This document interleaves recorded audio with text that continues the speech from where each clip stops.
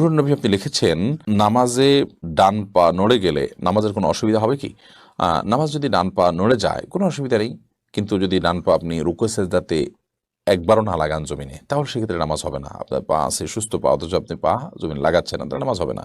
কারণ নবী করিম সাল্লাল্লাহু আলাইহি ওয়াসাল্লাম বলেছেন, উমিরতু আন আসজুদা আলা সাবআতি আযমিন, আমি 7টি অঙ্গের উপরে সিজদা করার জন্য নির্দেশ আমাকে দেওয়া হয়েছে। তার মধ্যে থেকে এই 2 পা এগুলো জমিনের সাথে লাগা থাকতে হবে। তবে সামান্য একটু এদিক সেদিক হয়ে গেল, একটু সময়ের জন্য উঠে গেল সামান্য, আবার আপনি জায়গা রেখে ফেলেন, তাতে কোনো অসুবিধা হবে না।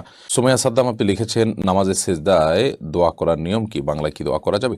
আহ, নামাজের সেজদায় আমরা আল্লাহ তাআলার কাছে দোয়া করতে পারবো। বিশেষ করে আপনার দোয়া আপনার কবুলের একটা গুরুত্বপূর্ণ জায়গা এটি। নবী আলাইহিস সালাম বলেছেন, আকরামা ইয়াকুনু আবদু মির রাব্বিহি ওয়া সাজিদ, বান্দা আল্লাহর সবচেয়ে নিকটবর্তী থাকে যখন বান্দা সিজদায় থাকে।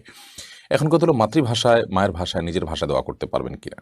ফোকায়ে আহনাফের মত হলো যে এই ক্ষেত্রে আপনি নিজের ভাষায়, মাতৃভাষায় দোয়া করবেন না, বরং আপনি কোরআন সুন্নাহ বর্ণিত দোয়া আপনি আল্লাহ তাআলার কাছে নিবেদন করবেন। যদিও আরবের ওলামায়ে কেরাম এক্ষেত্রে মাতৃভাষায়ও দোয়া করার অনুমোদন দেন।